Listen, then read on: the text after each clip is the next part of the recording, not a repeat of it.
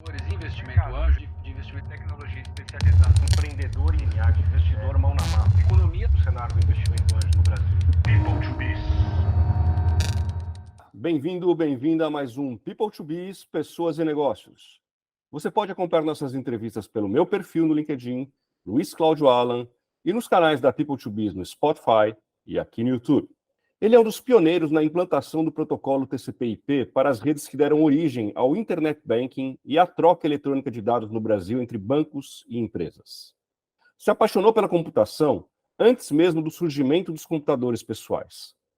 Foi programador das primeiras linguagens de computação que inauguraram a era da microinformática, como DOS, Assembler, COBOL e ALGOL. Construiu carreira na área de tecnologia no governo de Santa Catarina e abraçou com força a oportunidade de integrar o time que desenvolveu para o Banco do Estado a primeira rede bancária para integrar agências e clientes e permitir trocar dados e realizar transações financeiras online. Certo de que havia potencial para escalar e estruturar uma rede multibancos nacional para integrar todas as instituições financeiras e clientes, e mesmo todo mundo dizendo que eram loucos e não ia dar certo, pediu demissão e há 33 anos, junto com o irmão, fundou uma empresa que hoje tem impressionantes mais de 1.100.000 clientes usuários da rede e de um diversificado portfólio de serviços financeiros. Nosso entrevistado desta semana é Edson Silva, presidente do Grupo Nexus.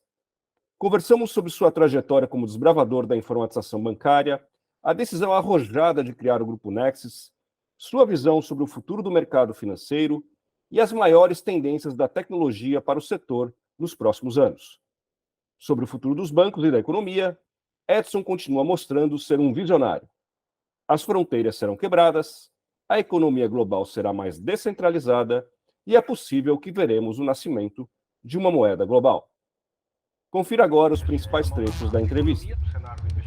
Você se formou em engenharia civil com especialização em TI na década de 80, que foi marcada pelo surgimento dos computadores pessoais. O Steve Jobs lançou o primeiro Macintosh em 84, e outras marcas começaram a popularizar os PCs aí nessa mesma década, IBM, Compaq, entre outros, né?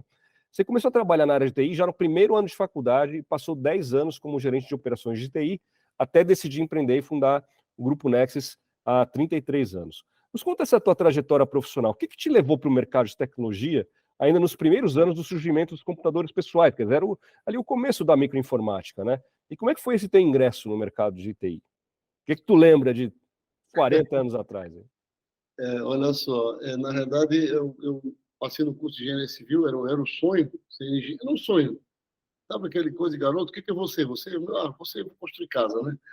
Só que a gente veio de classe média baixa, simples, família simples. O pai e a mãe sempre trabalharam muito e a gente sempre dizia, olha, nós, como filhos, temos que ter a obrigação de ajudar, né? Eu estava nessa obrigação. Eu disse, pai, eu vou trabalhar. Está tendo um concurso público aí para uma empresa chamada Prodasc, que é a empresa de processamento de dados de Santa Catarina. Eu disse, eu não sei o que faz, não sei o quê, mas diz que o futuro é computador. Isso em 79, para ter ideia. Visão do pai, né? Tu vê lá atrás, né? Meu pai não sabia que era computador. Visionário, teu pai. E aí, ele disse, vai lá, faz o concurso. Fui lá e fiz. Passei. Olha a coincidência. Eu fiz um curso para digitador. Quem lembra lá atrás, antigamente, os dados não se extraíam da máquina. Os dados eram digitados, vinham em papel e tudo era inserido na máquina através de digitador. Para conferencista de dados, alguém digitava, outro conferia se o cara tinha digitado certo. E no decorrer do curso, a Prodasc adquiriu um prédio maior e ela resolveu expandir o quadro e fazer mais concurso. Antes de fazer o concurso, nós queríamos saber quem faz engenharia, matemática, física. Aí eu já levantei a mão e disse, eu nem digitei nenhuma vez na minha vida. Eu fui para a área de operações direto. E naquela área de operações, é bem interessante que ela operava os computadores, não sabia o que era computador e não sabia o que era sistema financeiro. Pensei assim, sistema financeiro, né, de repente eu quero ter mais dinheiro, agora ter mais dinheiro. Acabei indo para a área financeira, cuidar da parte do processamento de dados do Banco do Estado, na tecnologia dele. Eu acabei, um ano de trabalho, recebendo muita bagagem de informação. Isso eu vi, poxa, me encantou, esse negócio é o futuro, né? Computador, que coisa fantástica, né? Pegar um monte de papel, era cartão, né? Inseria tudo, ele lia tudo aquilo, processava, saiu um monte de relatório, tudo que a gente nunca viu, né? Tudo manual. Procurei me especializar. A engenharia era um desejo. Tomei uma decisão, falando com a família, olha, 5 anos de engenharia, para mim não perder essa oportunidade, eu preciso fazer menos crédito por fase, alongar o meu curso, para poder me especializar em computação paralela. Então, eu acabei alongando a universidade para 7 anos e meio, para poder me dividir entre estudar e trabalhar. A paixão começou muito cedo. Antes dos computadores pessoais, eu via que lá eu podia fazer muita coisa. E aí, como eu entrei numa área muito envolvia programação, operação, suporte, né, toda a infraestrutura, eu via que eu podia fazer coisas fantásticas. Eu comecei a fazer coisas e eu dizia, que coisas, né? E quanto mais eu fazia, mais eu produzia, mais eu... Você chegou a ser um programador, então, lá na Prodesc? Cheguei a ser programador. Eles deram oportunidade para todos conhecerem tudo. Uhum. Como o Estado precisava investir em pessoas, eles fizeram um acordo com a IBM e antigamente era Borros, depois evoluiu para Unisys, para que eles levassem o pessoal. E abriram várias vagas de curso. Por isso que eu diminui a engenharia, porque eu me inscrevi em todos. Tudo que tem curso, programação, analista, suporte, operação de computador, telecomunicação, eu me inscrevi em todos. Sempre metido a entender. Tu imagina, o cara que nunca viu um computador na vida, olha para aquilo lá, se apaixona. Você entra na faculdadade, no segundo semestre da faculdade, entra computação lá, iniciação computação. Eu já cheguei lá, eu era um fera. Eu, em 6 meses, eu aprendi tanta coisa que quando eu chegava lá, eu sabia que era um cartão perfurado, programado. Eu pensava, como é que sabe tudo isso? E começou a investir mais em mim para que eu pudesse coordenar essa área. Era tudo gente nova. Começando a ser formado e eu me destacando porque eu tinha curiosidade e queria fazer mais. Logo fui coordenador de área, fui gerente, cheguei a chefe de departamento. Você foi um nerd sem saber o que era ser nerd. Né? Foi. E, escuta, você lembra que linguagem você programava? Era Lotus, COBOL? Na verdade, nós começamos falando de Assembler. Assembler. Aí, depois, porque a gente tinha que programar nível, que é chamado nível baixo, para poder programar a máquina. Né? Depois, a gente usava COBOL como linguagem básica de programação para sistemas de produção. Depois, quando vieram os computadores da Unisys, a gente programava em Algol e DC Algol, que era uma linguagem mista entre programação de produção e máquina. Essa foi a evolução da programação de máquina, quando eu podia conseguir gerar códigos mais otimizados. E aí depois veio Clipper, veio um monte de outras, né? Quando começou a chegar os computadores pessoais. Né? E aí quando você viu, eu mencionei aqui o Macintosh, que é de 84, você... Caramuru, o que é isso? Imagina assim... Um negócio com interface gráfica, um mouse... Como é que é antes isso? Disso, calma, antes disso... Nós tinha IBM, nós usávamos os terminais do computador, do MyFrame. Os terminais do MyFrame eram terminais burros, né? Eles só geravam, apertavam para mandar comando. Depois, eles colocaram um nível básico de programação nesses terminais para que eu pudesse programar o que eu ia fazer. Então, se eu quisesse executar o programa de conciliação de extrato, eu todo dia tinha que ir lá e apertar tudo isso aí, digitar. Aí a gente aprendeu que eu podia programar no monitor, criar uma rotina, que era um job, que ele fazia tudo isso. Eu chegava lá, apertava o botão, ele já fazia isso para mim. Oh, que maravilha, hein? Aí veio as linguagens chamadas WFL e outras, JCL, que eram umas linguagens que permitia eu fazer o script do que eu ia fazer. Então, o primeiro grande programa que eu fiz foi, à noite, nós processávamos todo o conta corrente do banco e ficava lá. Rotina de 1 a 30, 40, todo mundo fazia um, esperava acabar, fazia dois.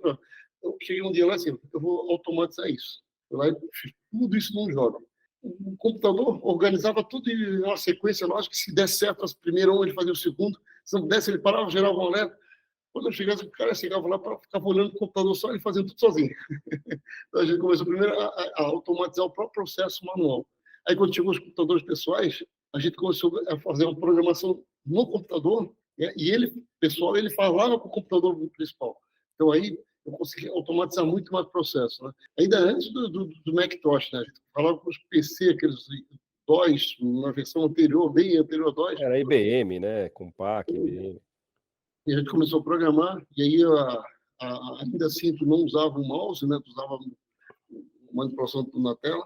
Aí, quando começa a enxergar o mouse, isso aí, assim, 84, né? Quando a gente começou a ver os computadores pessoais, 85, foi outra transformação. A gente começou a perceber que podia fazer coisas, inclusive, fora do MyFrame e levar pronto para o MyFrame. Então, Cada época, cada geração foi uma revolução, né? Você abriu picadas no mercado de informatização bancária, né? Vocês inventaram a informatização bancária, pode-se dizer. Na realidade, assim, quando nós entramos no Banco do Estado de Santa Catarina, o banco tomou uma decisão. Eu não vou comprar sistemas de mercado que são sistemas caros e não adequados ao Brasil. Eu quero desenvolver tudo. Então, nós que fizemos parte desse grupo chamado Elite, eu acabei me inserindo por curioso, cada um dentro da sua atuação, um grupo programou, fez um banco de zero. Refizemos um sistema, otimizamos, e foi fantástico, porque tu teve que aprender não só a programar, mas entender a rotina de um banco. Eu tive que entender como é que funcionava um banco, como é que funcionava o processo dentro de uma agência, dentro de um atendimento a cliente, como é que funcionava uma empresa. Então, a gente foi tentando entender os processos e transformar isso numa rotina. Então, a gente foi picada, não, foi cortando mato, e a gente foi construindo isso de zero. Né? E aí veio a ideia, então, depois de 10 anos, de empreender e criar o Grupo Nexus, né? Já há mais de 3 décadas, né? De onde veio a ideia de criar o Grupo Nexus? Mas tem uma relação aí, né, com essa tua fase inicial de 10 anos de carreira, porque vocês atuam bastante no mercado financeiro também, né? Que necessidade de mercado a empresa veio atender naquele momento e no que ela se transformou? Eu acho que é um fato de ser curioso, ser metido, a gente estava tentando enxergar o que vinha para frente, que poderia vir. A gente fazia processamento das agências, toda agência fazia o fechamento do dia, era naqueles boletins, quem ia em banco, o cara lá, eu tinha R$1.000 de saldo, eu ia sacar R$100, a moça ia lá no livrinho, do meu lado, Edson, R$1.000, botar menos 100. E, no final do dia, alguém pegava aquele papel, não dava, saldo do Edson agora é 900. Tinha que ir lá, tudo isso ia para a digitação. Tipo a caderneta de mercearia. Assim, né? Isso, é uma coisa. Lembra aquela história de pilha de papel? Então, tudo isso era feito na mão. Aí, com o computador, a gente conseguiu fazer com que elas não fizessem mais no computador e, quando inserisse na automação do banco, ele já desse aí e gerasse os arquivos. Não tinha infraestrutura para mandar isso aí. Então, o que a gente fazia no final do dia? Pelo estado inteiro, gravava disquete, botava nos carros, tinha rota montada, os carros vinham, traziam para um lugar, daquele lugar navegava para outro, tudo vinha terminar em Florianópolis para inserir no computador. Tinha pilhas de disquetes que nós inseríamos no computador. Aí surgiu um negócio chamado telecomunicação. Né? As primeiras linhas de telefonia passaram a transportar dados. A velocidade de telégrafo, né? Baixíssima velocidade. Pô, mas aquilo foi fantástico. Eu não precisava mais dos carros, eu podia transmitir aquilo lá na noite. Então, ainda a gente concentrava em algumas cidades e transmitia aqueles disquetes em algumas cidades. Então, nós trabalhamos junto à fundação e criação das estruturas de dados do Datelesco, dos primeiros clientes. E aí, a gente começou a perceber que a rede capilarizou a rede em todas as cidades. Ao invés de trazer de várias cidades, considerar algumas, eu já mandava de tudo que é cidade, não tinha agência, transmitia direto para Florianópolis. Começamos a criar essas redes. Quando criamos essa rede, nós vimos assim, uma tendência, então, já que eu consigo integrar as agências, eu posso integrar direto as empresas. Começamos a desenhar esse negócio chamado Home Bank. E aí a gente percebeu assim, esse negócio vai crescer. Aí chamamos o nosso diretor e disse, nós vamos construir uma maior rede no Estado, porque nós somos um banco visível dentro do Estado, mas nós somos muito pequenos no Brasil. Se nós vamos lançar essa rede aqui, criar essa rede e nos tornar mais visíveis, e permitir que os outros bancos usem a mesma rede, a gente vai pegar carona num banco maior, o Bradesco, Itaú, todo, a gente vai pegar uma carona, e quem usar Bradesco vai ver o nosso nome, porque nós estamos patrocinando isso. Era uma forma de marketing. Você falou, vamos fazer isso. Você está louco, vocês não vão fazer isso nunca. Foi uma rede multibanco, já pensaram uma rede multibanco, todo mundo pagando essa infraestrutura única, e o nosso nome aparecendo como um grande provedor. Está louco, nunca isso vai dar certo. Paramos, pensamos, ficamos 1 ano, 2 anos pensando, não dá certo, tá bom. Já que vocês não acham que isso vai ser certo, nós achamos. Pedimos demissão e vamos montar a rede. Ficamos loucos. Uma ideia. Isso. Porque, assim, vamos criar uma rede. Né? E vamos explorar essa rede. Fomos estudar um pouquinho mais o que estava acontecendo lá fora. Aí, lá nos Estados Unidos, um negócio chamado internet está nascendo nas universidades, TCP/IP, está construindo uma rede mais flexível, mais leve. Isso lá nos inícios dos anos 90. Né? Na internet, comercialmente no Brasil, foi lá para 95, né? Vamos estudar esse negócio. Saímos ali em 89, ali nos inícios dos anos 90, já começamos a ver esse negócio. Vamos estudar o que é esse protocolo TCP/IP. Aí, sim, então vamos criar nossa rede em cima de TCP/IP, emulando, né, que emular ele simulando que era uma rede brasileira, mas o canal, a base de TCP/IP. Vamos criar essa rede? Vamos. E aí, começamos a construir essa rede. para nós usarmos, porque era um protocolo mais leve, mas então permitia que ele compartilhasse linhas de dados, isso tornasse o custo menor. E aí, nesse negócio de rede, começamos a fazer redes para pequenas redes para grandes empresas, Secrisa, Tramontina, e começamos a vender a rede porque eles precisavam integrar, automatizar os vendedores que estavam na rua já com laptop já, né? Aí começamos a testar a rede, ela começou a funcionar. E aí, ao longo do tempo, a Tramontina disse, pô, vocês que fizeram isso para pensando em banco, a gente soube da história, eu tenho um problema de transmissão de dados com bancos, que é uma empresa grande no Brasil, que eu contratei muito cara, mas o serviço é ruim. Se vocês resolverem o meu problema com o Banco Meridional, eu contrato vocês. Mas foi uma semana, tudo funcionava, o banco olha para nós assim, como é que vocês conseguiram fazer funcionar? Não é uma dificuldade, não. Não, a tecnologia, sim, ela tem um sistema de monitoramento, de segurança. Então, vem cá, eu tenho 8 mil clientes, todos eles com problema. Se vocês me resolverem aqui mais alguns, eu passo os 8 mil clientes para vocês. Foi assim, sabe, depois de alguns anos torrando dinheiro, patrimônio, a gente fez aquilo lá, em 6 meses nós tombamos 8 mil clientes do chamado. E aí a nossa rede passou a ser conhecida por um primeiro banco chamado Banco Meridional ali do Rio Grande do Sul, que foi comprado pelo Bozano, que depois foi comprado por quê? Santander, entrando no Brasil. Santander comprou Meridional, comprou o Banco do Estado de São Paulo, Banespa, comprou um banco chamado Noroeste, lá no Nordeste. Aí veio assim, quem sabe vocês façam essa rede para nós no Brasil. Aí a gente foi descoberto no Brasil. E aí os outros bancos descobriram e todo mundo passou a bater na nossa porta para querer usar a mesma rede. Uma rede com uma infraestrutura regional, ela passou a ser nacional. Um acordo com a Embratel nos botou no Brasil inteiro, usando uma infraestrutura. Ainda assim, uma rede, vamos chamar assim, uma rede privada, totalmente privada, mas em cima do protocolo da internet. O Internet Bank começou a deslanchar, os bancos queriam o protocolo de TCP/IP, nós tivemos um acordo com a Embratel, vendemos nossa rede para a Embratel, passamos a usar a infraestrutura de internet que a Embratel está usando no Brasil. O custo da rede despencou assim para 30% do que era, nós conseguimos vender ainda mais barato e os bancos passaram a adotar a nossa plataforma. Tanto que hoje é a maior infraestrutura de dados em termos de integração banco-empresa no Brasil, né?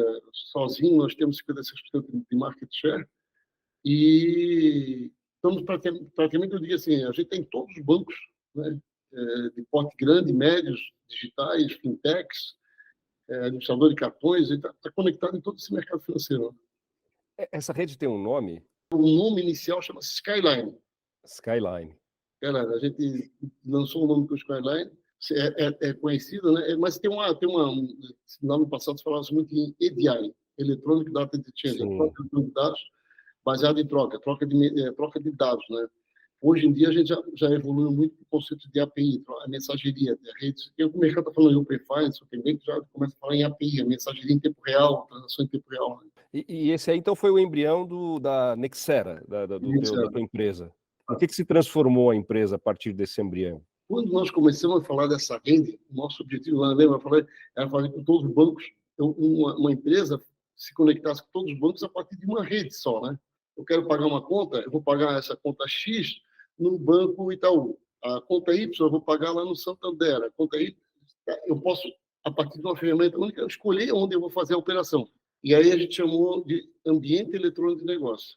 Entre 92, que a gente de fato lançou a empresa no mercado, e o final de 99, nós só vendíamos rede, porque nós dobrava o tamanho todo ano. Não dava tempo de tocar o projeto. Quando chegou no final de 99, ali início do ano 2000, nós já estávamos com 300 mil empresas trafegando pela nossa rede, e aí nos permitiu, com a receita já um pouco mais estabilizada,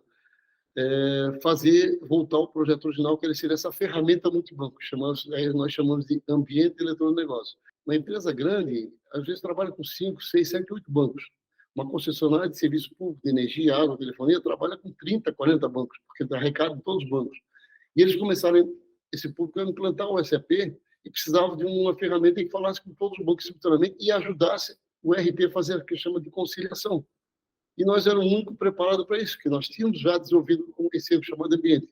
Mas cada banco tem cobrança, pagamento, arrecadação, extrato, investimento. Aí se multiplica isso, os 100 por esse monte, nós temos aí mais de 1000 layouts, padrões diferentes de mensageria. E aí nós criamos o que chama de um tradutor. Ele conversa os padrões de banco, todos os padrões, e com o sistema da empresa conversa num padrão só. Então, simplifica muito o processo operacional, não precisa entrar em cada banco, então, simplificou muito o processo. Né? Há 2 anos você decidiu transformar o grupo Nexera em grupo Nexus, colocando embaixo da holding as empresas Nexera e Nix. Por que você decidiu estruturar a holding em 2 frentes de negócio? E qual o modelo de negócio de cada uma das empresas? Quais são as soluções que cada uma delas oferece? Primeiro, o grupo, o nome da empresa principal era o mesmo, né? O grupo Nexera Tecnologia.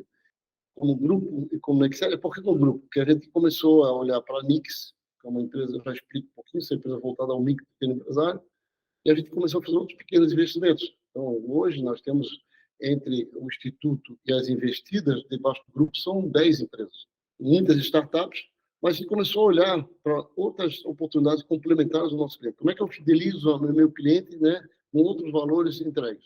E a gente começou a investir em soluções. E a Nexera sempre como um grande braço, um grande gerador, a grande empresa do grupo.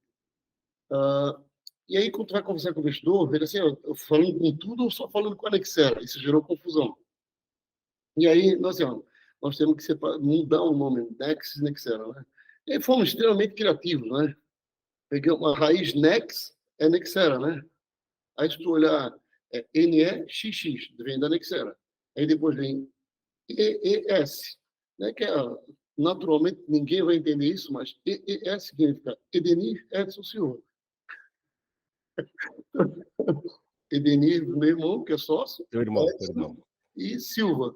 Aí, como tivemos as 7 letras, né? Não somos supersticiosos, mas mantemos 7 letras. Mas também nada contra, né? A numerologia diz que tem que manter 7 que dá sorte. Sempre deu sorte, vamos manter mais 7. Fomos criativos. E aí criamos a holding, nós só mudamos o nome da holding para poder diferenciar, mas para poder preservar essa questão da Nexera como uma investida grande, né? E as outras se desenvolver. A Nix veio como uma grande empresa, a segunda, porque a gente brincou que ela seria a Nexera do micro e pequeno. Acho que a empresa tem um nível de gestão muito mais pesado que o micro e pequeno, e a gente criou uma divisão para redesenhar as plataformas para um nível do micro e pequeno. Ela vem se posicionando, crescendo no mercado, já tem iniciativas em vários outros nichos, é uma grande promessa nossa. Muito bom. Então, vamos dizer que a Nix é voltada para pequenas e médias empresas e a Nexera para grandes empresas, né? Isso. E além da oferta de rede, que outros serviços vocês oferecem hoje? Ou basicamente é rede? A rede hoje, para nós, ela é uma infraestrutura que se torna necessária, mas ela é um produto muito barato. Ela não é o grande produto nosso hoje. Tá? A rede, inclusive, é um grande diferencial que nós temos no mercado, porque, eu diria, quase ninguém tem o que nós temos. Não é ter a rede, é onde ela está conectada. Conexão com esse universo de empresas do setor financeiro, com diversas empresas de todo o setor. Ninguém tem. Então, qualquer um que precise falar, transacionar com esse público todo, acaba vindo conversar conosco. Esse produto no ambiente eletrônico virou um hub, né? Eu chamo de um grande hub. O hub vem de uma derivação de hub, onde eu consigo conectar vários outros serviços, que são esses serviços. Evolução dos processos de compra e venda, que chama de supply chain, no nível de supply chain finance, as investidas que nós desenvolvemos, uma na área de logística, outra na área de chão de fábrica, outra em novos processos financeiros, foi desenvolvendo camadas de serviços que fossem agregando, trazendo valor. E eu usasse a rede como um canal para isso. E aí, a gente brinca que, naturalmente, o nosso cliente hoje tem a rede de graça, já, porque ele usufrui das ferramentas, que é valor agregado, e a rede eu transporto para ele. Enfim, são uma série de soluções tecnológicas que ajudam a empresa a organizar toda a sua rotina de negócios, né? Sua rotina operacional. A gente olha muito do processo, a gente é muito focado em mais processo compra, venda, pagar e receber, tá? Então, eu enxergo muito mais isso. Aí tem muitos gaps. É claro que tem outras áreas, chão de fábrica, tem muita necessidade. A gente até vê, mas a gente procura especializar nesse negócio de comprar, vender, porque é um negócio que afeta muito a empresa. Se comprar mal... Sim. Né? É o que mais afeta o fluxo de caixa no final do dia. Então, a gente olhou muito, se especializou muito nisso. Isso hoje a gente percebe que é um grande problema das empresas. É só olhar o Sebrae e diz, por que quebra as micro e pequenas empresas?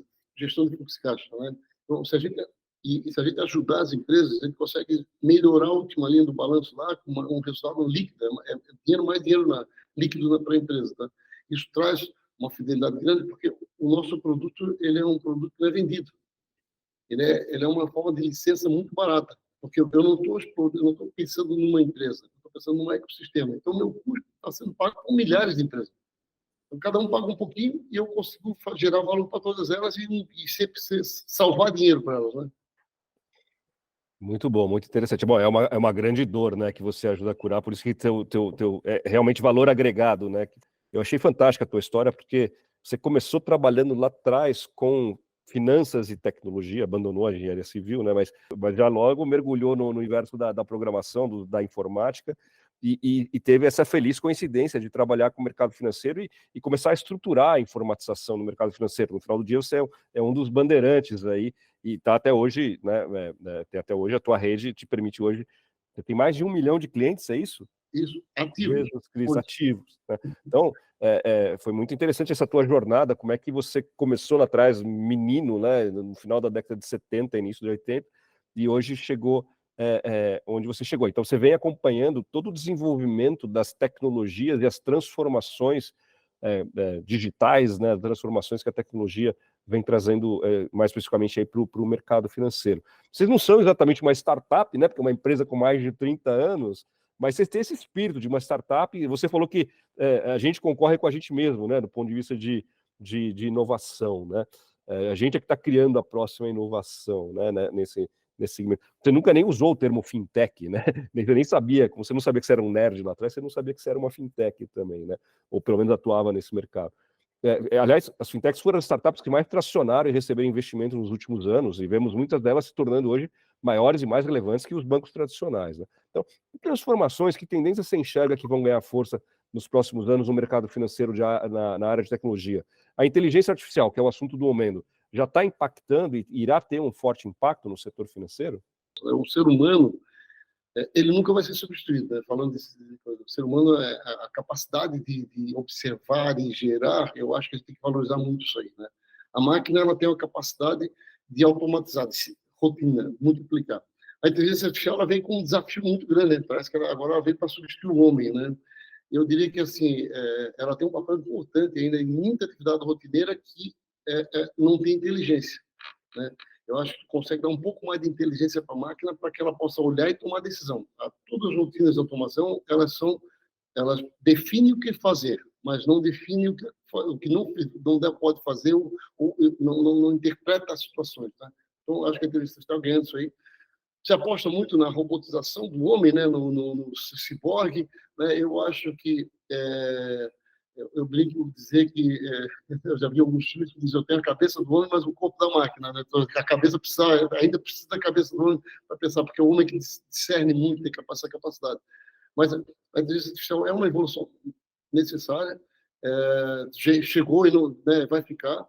Nós temos que saber fazer o uso racional para que não ensine o robô a fazer coisas erradas, né? Acho que o grande desafio é ensinar o robô a fazer coisas certas e ser de forma certa. Porque em tudo, até no passado, pode usar de forma errada o computador, né? Mas eu diria o seguinte, nós estamos evoluindo, do meu ponto de vista, não só para a questão da inteligência artificial, mas principalmente, estou vendo aí falando em blockchain, tecnologias disruptivas, a tendência do homem, eu diria que não quero acabar com os bancos, mas a tendência é que o banco em si, ele passa a ser um prestador de serviço, não mais o banco. Ele vai guardar o teu dinheiro, ele vai ser um prestador de serviço, mas tu passa a ser dono da tua própria conta, né? Passa a ser dono do teu ecossistema. Então, a tendência é que as ferramentas venham a fazer com que tu seja dono. E tu pode contratar um gestor, que é um banco, não mais o banco, é o grande detentor de tudo, né? Então, as regulações que vão acontecendo nos bancos centrais no mundo inteiro... É o conceito de Open Finance, né, que você está trazendo. As regulações que vão acontecendo no mundo inteiro praticamente estão descentralizando tudo isso aí na pessoa, ou seja, eu sou dono, eu só contrato alguém para guardar meu dinheiro, né? E o dinheiro virtual, não mais dinheiro físico, né? Então, eu passo a ter valor num depósito. Então, cada vez mais, eu acho que tem que ficar atento para isso, né? Porque a economia vai cada vez ficar mais disruptiva, nós vamos viver mais, o ser humano trabalhando mais no lado inteligente, no trabalho braçal, os robôs vêm muito mais para substituir isso aí, a gente vê automação e tudo na lavoura, tu vê que as máquinas coletam, fazem tudo sozinho, então, para onde vai o homem, né? Vai diminuir a população? Talvez vá, né? Talvez mais sensato das pessoas, mas a necessidade do homem vai continuar sendo grande, a cabeça de inteligência. Vem a inteligência artificial, vem essa disrupção total. Eu acho que a universalização da economia, né? As barreiras, as fronteiras vêm sendo quebradas há muito tempo, né? Ideologias vêm sendo quebradas há muito tempo, as pessoas vão começar a viver de uma forma mais aberta, mais livre, né? As nações passam a ser uma nação única quase, né? Eu acho que a tendência é cada vez mais as fronteiras eliminadas. Se não tivermos brigas ideológicas, né, cada vez mais o ser humano vai ficar mais livre, né? E essas barreiras vão ser quebradas, né? Eu vejo uma evolução nesse sentido. Né? Será que a gente vai assistir o nascimento de uma moeda global? Bom, já tem as criptomoedas, né? Mas será que vai ter uma moeda global que você possa usar para qualquer lugar do mundo? Se nós pensarmos que as fronteiras vão ser quebradas, há uma grande possibilidade para isso, né?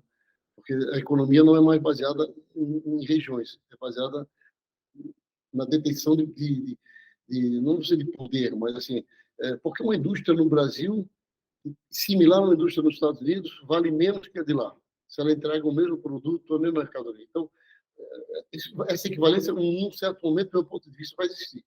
Né? A questão territorial não vai ser mais o decisor. O que vai decidir é o que ela entrega, para onde entrega e quanto ela arrecada. E aí que nós começamos a falar de uma moeda universal. Aí deixa de ter uma moeda, né? Talvez a gente vai voltar lá na época dos câmbios, lembra? Que a mercadoria era a moeda, né? Então eu passo a olhar de uma forma diferente a mercadoria, tá? E aí talvez tire o poder um pouco mais do Estado, né? E os poderes ficam na mão distribuídos na mão da economia, da população. Né? E aí talvez sinta cada vez mais que o papel do Estado seja cada vez mais cuidar de questões mais sociais, enquanto a economia se retroalimenta. Vai se autorregular, né? Vai. Muito interessante essa tua visão no futuro do mercado financeiro. Eu ainda não tinha ouvido uma análise semelhante. Muito legal. Eu queria abordar aí o tema de gestão de pessoas. Primeiro, quantos colaboradores vocês têm no grupo hoje para atender 1 milhão de clientes? 360. 360, é pouco, né? É se você for fazer a equação 1 milhão aí por 360, dá bastante cliente por per capita. Né? Muito uso uso daquilo que faz, né? Tecnologia, né? A gente percebe pelo LinkedIn um forte engajamento e orgulho dos colaboradores do Grupo Nexus em trabalhar na empresa. Você, como líder, investe muito na cultura organizacional. Como é que você fortalece esse ativo às pessoas do grupo? O grande desafio nosso sempre foi criar um grande ambiente de trabalho, né? A extensão da casa das pessoas. A gente procura dizer para as pessoas que a nossa base é tecnologia, mas quem constrói a tecnologia são pessoas. São pessoas que fazem o nosso negócio, que realizam. Então, nós temos que tentar criar sempre esse ambiente saudável de trabalho, né? Aqui dentro não tem hierarquia, né? A gente está cada vez sempre buscando horizontalizar a empresa, né? Então, eu falo com qualquer pessoa normal, como qualquer pessoa fala, entra na minha sala, vem conversar, porque tem que ter essa simplicidade, essa forma simples de falar com as pessoas, mas eu acho que quanto melhor o ambiente de trabalho, melhor é isso. É claro que a gente não pode conviver com tudo que o mundo faz, né? Por exemplo, nós vivemos agora um período de pandemia, home office, né? E a gente, aos poucos, vem voltando à empresa, porque existe uma coisa que as pessoas não percebem, não é eu produzo muito em casa. As pessoas, o ser humano precisa de relacionamento. A evolução do ser humano é baseada em relacionamento. Eu troco experiência. O computador e a videoconferência, a teleconferência, resolveu muitos problemas nossos da distância, mas ele também isolou muitas pessoas. Então, a gente procura criar esse ambiente aqui dentro para que as pessoas venham aqui se sentir bem e se relacionar, trocar experiência, crescer junto. Vocês têm o Instituto Nexera, que é o braço social do grupo. Qual que é a missão do Instituto? Que projetos que ele vem conduzindo? Fala um pouquinho para a gente do Instituto Nexera. O Instituto está fazendo agora acho que cerca de 14 anos e cada ano a gente vem aderindo a esses movimentos globais, né, de sustentabilidade, ODS, né, e agora ESG, né. Então, assim, a gente pauta o nosso desenvolvimento nesse compromisso com esses movimentos, né, agora ESG. A gente procura mostrar como o nosso produto também contribui para o ESG, né? E a gente procura sempre entender quanto mais nós podemos nos inserir nisso aí, mantendo também uma atividade que eu diria assim, também social, né? Olhar, principalmente dentro do lema da sustentabilidade, que o ESG adotou e trouxe mais outros lemas em relação ao Pacto Global, A gente fala que tem os objetivos econômicos, quer dizer, eu tenho que preservar, quando eu faço isso, eu estou pensando na minha empresa como imagem, como uma empresa que participa.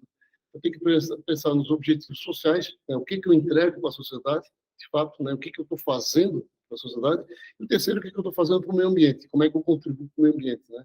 E a gente sempre procura isso. Automação tira papel, tira processo, tira deslocamento, então a gente sempre procura olhar como causa impacto em todos os setores, né? Então isso é importante.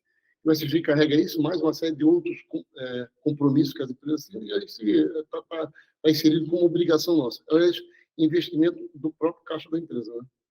Mas qual é a sua expectativa de crescimento para esse ano? Você pode nos revelar alguns números aí do que você está projetando? Passado a pandemia, e a gente já, o ano passado foi um ano bastante importante de reestruturação, revisitar os nossos projetos, os nossos clientes, e 23 agora a empresa está com uma meta de crescimento acima da média de 20%. A nossa média de crescimento é todo de 20%, 22% ao ano, né? Esse ano o desafio é no mínimo dobrar o que nós tínhamos de crescimento nos anos anteriores. Está aí de 40%, se não mais por cento de crescimento esse ano, tá? Então, a empresa quer ganhar um ritmo maior. A empresa também está abrindo conversa com investidores, né, no sentido de fazer expansão do negócio atual, aumentar a conversão, não a conversão, a gente chama de novos serviços da própria base, ou seja, ampliar, né, fazer um upgrade, né, nos nossos clientes em termos de novas soluções, um upsell, né, que seria o pessoal fala muito. Olhamos muito para um crescimento inorgânico, com algumas aquisições de empresas para poder consolidar a presença em alguns nichos de mercado, e uma expansão, começar a estudar uma expansão internacional, começar a estudar, não ainda é uma programação, já foi interesse, mas o Brasil ainda é um território muito grande, né, e tem muita oportunidade, né, e eu acho que a gente ainda tem que valorizar o país que a gente vive, valorizar as oportunidades que tem aqui e ajudar o país nosso a se tornar uma nação bastante forte. Então, a gente tem esse braço, né? Mas a gente realmente quer crescer bastante e com certeza, a associação com alguns investidores vai nos permitir cumprir uma meta maior de crescimento, mas principalmente preservando esses objetivos nossos. Não, faz todo sentido. O principal ativo que vocês têm hoje, fora a tecnologia proprietária, vamos chamar assim, é o grupo de clientes, né? A carteira de clientes que vocês têm, que é muito poderosa, né? Então, fazer o upselling aí, como você disse, faz todo sentido, e para isso trazer um grupo de investidores é extremamente necessário para poder dar esse fôlego para esse crescimento, né? Você falou, eu ia te perguntar justamente sobre expansão internacional. Você já mapeou alguns mercados que seriam os primeiros para vocês entrarem? Já está conversando com algum mercado? O que vocês estão aí no radar? Assim, nos últimos, talvez 5 anos, a gente começou a viajar e conhecer mercados, principalmente na América, aqui nos países que são mais desenvolvidos, América do Norte, Estados Unidos, 2, 3 países da Europa, a gente foi visitar para entender os modelos. Aqui existe uma característica no Brasil que a gente aprendeu muito. No Brasil, por ser um país altamente regulado no mundo financeiro, e também ele implementou uma série de soluções que dão a nós, né, aos bancos, a possibilidade de enxergar melhor a relação das empresas entre elas, os clientes dos bancos, ser pessoa física ou jurídica. Enquanto lá fora as relações elas são muito entre comprador e fornecedor. Essas relações são mais frias, mais distantes, os bancos participam um pouco, o sistema financeiro contribui, às vezes, muito menos para a sociedade, para a sustentabilidade da sociedade. Esse aprendizado a gente foi testar lá fora. Foi muito bem visto, foi muito bem recebido isso. Nós nós não enxergamos tão bem o mercado, as empresas, como vocês enxergam no Brasil. A gente ficou dando palestra e ouvir, e aí nos despertou para que a gente pudesse levar conhecimento daqui para lá através de tecnologia, né? Isso abriu um espaço, mas é claro, entrar num outro país existe questão cultural, né? Eu tenho que ter parceiro local, um investimento de um longo prazo razoável, então existe recurso, então tem que ser muito bem planejado, né? Diz o pessoal que entrar num país pode não ser tão difícil, sair é muito mais complicado, então tu não pode entrar errado, né? Porque sair fica caro para sair, né? Então a gente quer fazer isso com bastante calma e sem largar as oportunidades que nós temos aqui, né? Eu queria fechar com uma questão mais regional, para fechar a nossa conversa. Bom, antes disso, você falou aí que você está mapeando startups, que vocês têm aí um programa de corporate venture, que vocês planejam fazer aquisições. Essa é uma pergunta que estava na minha pauta aqui. Sim, né? Vocês estão sempre com o radar ligado aí para oportunidades de investimento em startups, aquisições. Você tem um programa formal de corporate venture, é isso? Nós já tivemos um programa bem mais ousado, tá? Hoje a gente tem uma área aqui que fica observando empresas que se despontam ou que precisam de ajuda, onde a gente possa usar, seja financeira ou tecnológica, né? Empresas que estão se posicionando no mercado. E o que a gente vê muito, e às vezes isso pode levar a um insucesso de uma startup, ela domina muito nicho, está muito nicho de mercado, mas para isso eles têm que construir uma plataforma tecnológica longa para chegar a atingir o cliente. Quando nós temos essa plataforma que ele precisa, então muitas vezes eu posso estar agregando tecnologia para que ele consiga desenvolver um nicho. Então, a gente fica olhando, observando muito isso, conversando com as startups, conversando com o mercado, no sentido de ajudar, seja com tecnologia ou financeira. Então, antes nós queremos um núcleo de formação de startups, agora nós somos um observatório de startups, mais no sentido de enxergar as necessidades desse mercado, né? Muito bom. Bom, a empresa do tamanho do porte de vocês precisa estar sempre se conectando com o ecossistema de startups, né? Fundamental para não perder o passo aí da inovação, né? Bom, a última pergunta que eu queria fazer é uma pergunta que eu falei que é mais regional. O Grupo Nexus tem orgulho de ser uma empresa de Santa Catarina, né? Qual é a força do estado de Santa Catarina no mercado de tecnologia? Tem um ecossistema por aí relevante no segmento de tecnologia e startups? E vocês continuam, a sede de vocês aí, quer dizer, aí é o QG, né, do grupo. Nós temos uma unidade grande de São Paulo, mas o QG, o quartel-general mesmo, está em Florianópolis, né? No passado, quando nós nascemos, eram nós e mais uma meia dúzia. Nós desbravamos tecnologia em Santa Catarina e ajudamos a construir a Associação Catarinense de Tecnologia e transformou o que é a Florianópolis um dos principais polos de tecnologia, não só do Brasil, mas já reconhecido mundialmente. Tanto que esse polo se expandiu para várias outras cidades, como Blumenau, Joinville, Chapecó, lá no oeste de Santa Catarina, no sul, Tubarão, que a gente ajudou a formar uma tecnologia lá. Então, Santa Catarina virou um grande hub tecnológico, com muito investimento, e a gente ajudou a despertar para isso, né? Então, hoje, a Santa Catarina é muito reconhecida. Tem uma característica, acho, da Santa Catarina se olhar em relação ao Brasil, que é uma região de colonização europeia, né? Mas produção alemã, italiana, todos que vieram para cá produzir, né? E talvez isso se enraizou no viés de muitos daqui que tem uma característica de inovação e principalmente de muita mão na massa, trabalha muito, né? Tanto que é um estado economicamente muito estruturado, muito estável, né? É um estado muito forte comparado ao Brasil, claro, ainda do tamanho que é, mas ele comparado ao Brasil, talvez ele esteja em quarta, quinta posição no Brasil, né, em termos de geração de riqueza, né? Então, isso nos motiva a trabalhar. Florianópolis é uma cidade que a indústria só pode ser limpa. A tecnologia é a indústria limpa, né? Então, fez com que Florianópolis tenha hoje mais de 5 mil registros de empresas aqui e mais de 1.000 empresas ativas só na Associação Catarinense de Tecnologia. Então, assim, é uma cidade que respira isso, é um estado que respira muita tecnologia, e eu acho que a gente tem que, com orgulho, a gente leva isso. A gente representa Florianópolis, representa Santa Catarina, e somos brasileiros, né? Acima de tudo, o Verde e Amarelo está nas nossas costas, está defendendo o Brasil como uma potência que tem chance de, acho, de ser uma das grandes potências mundiais, e temos que levar isso para frente, né? Acho que é trabalho. Eu digo assim, não queremos nada de presente, nós só queremos trabalhar, né? Eu acho que esse sangue está no nosso sangue, trabalho, muita energia, muita vibração sempre motivando as pessoas, motivando os empregados, mostrando que ele pode. E só para finalizar também, vou dizer assim, tem um ditado que a gente fala aqui, que assim, a nossa montanha não tem topo, né? É crescer sempre, porque o cara que achou que chegou no topo, do outro lado da montanha é descida, né? Então a gente acredita que está sempre subindo, sempre evoluindo. Muito bom. Também não é ruim morar em Florianópolis, né? E ter uma empresa como essa. Eu sou suspeito de falar, tenho que falar pouco, porque a cidade não cabe mais ninguém, né? Muito bom. Obrigadíssimo pelo papo, Edson. Foi fantástica a tua história. Parabéns pela tua trajetória. São histórias como as suas que inspiram e nos fazem realizar que nada é por acaso, né? A gente constrói uma jornada, às vezes meio que por acaso, mas quando a gente resgata essa história, talvez para você tenha sido um momento de reflexão, ela faz muito sentido, né? Porque você começou a trabalhar lá atrás com tecnologia, com computadores ainda estavam começando a aparecer, acabou trabalhando com a área financeira e hoje você tem o grupo que é essa potência, né? Então, parabéns aí pela tua trajetória. Eu que agradeço a oportunidade, é sempre bom falar um pouco da história, porque tu falaste, a gente lembra de fatos que a gente, né, não pensa mais, e já sai daqui e que seja nada, pensando em algumas coisas que eu tinha esquecido. Foi bom, né? Foi um processo aí de autoconhecimento, né?